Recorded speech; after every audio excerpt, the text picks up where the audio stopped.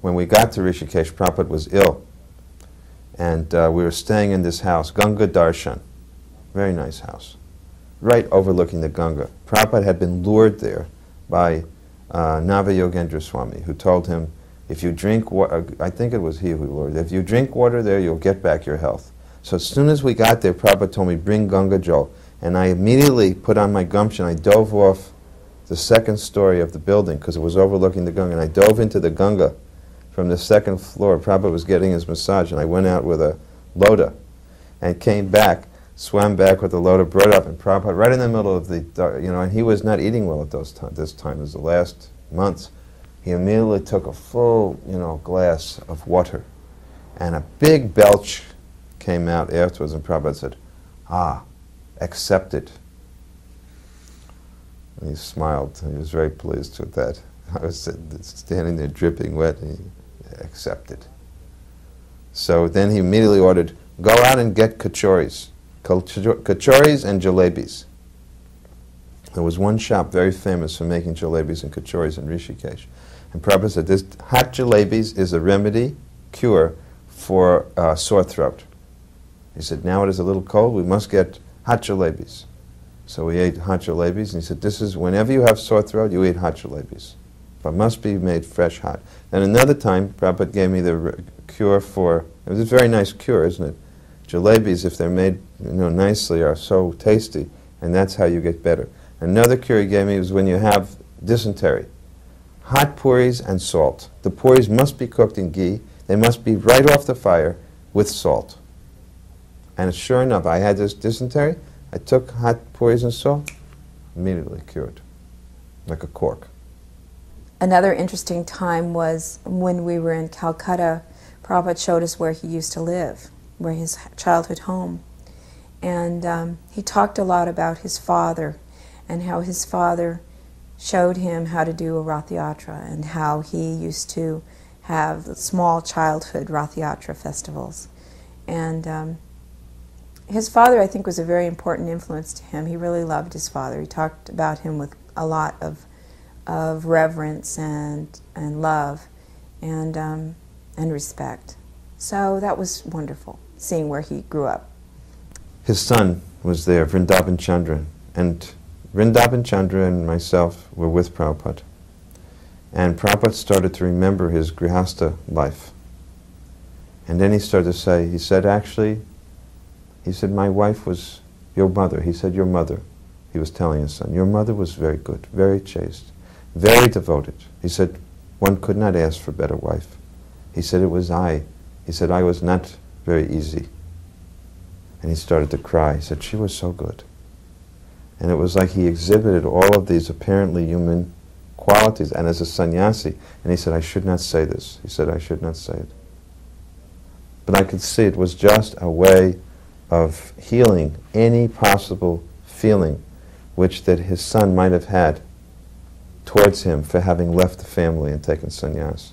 And it wasn't acting, but he was very soft. His heart was so soft.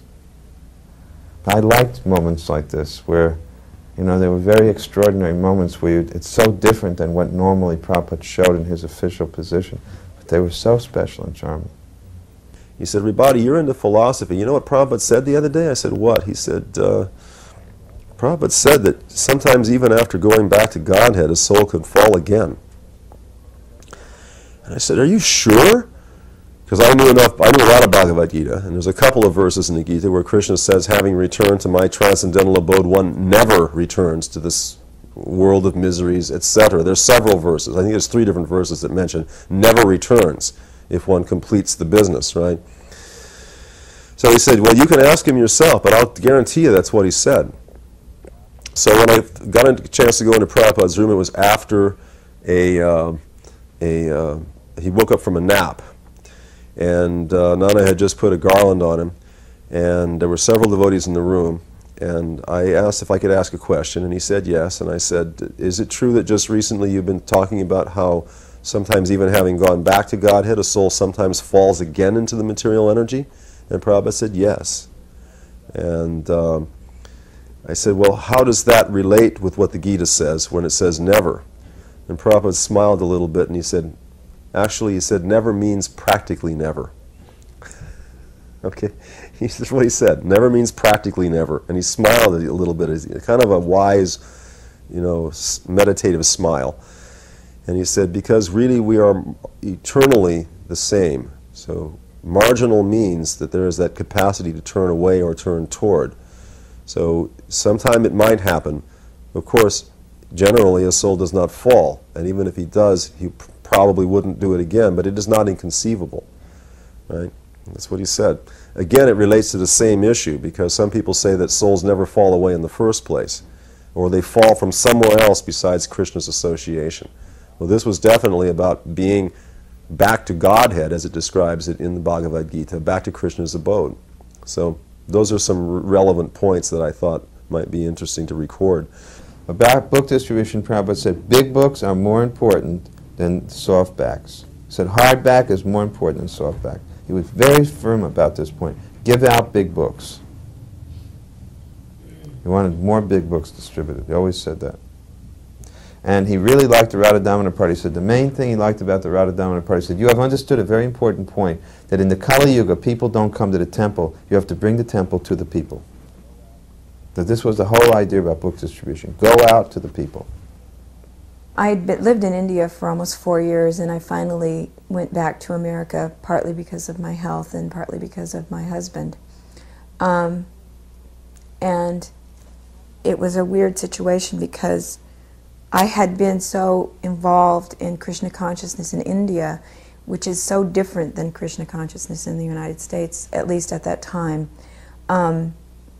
When I saw all of these people and heard these techniques like changing people up and wearing wigs and going to airports and doing all these things that I thought were very un-Krishna conscious, I was so frustrated and unhappy, I thought, let me get back to Prabhupada as quickly as I can.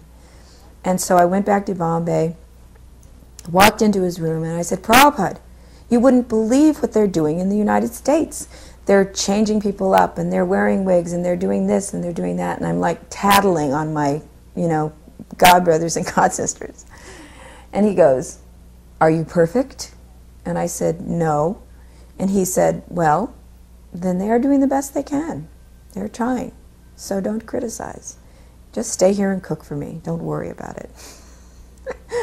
Prabhupada said very clearly that any way that they could come into contact with these books, he said even they just touch it.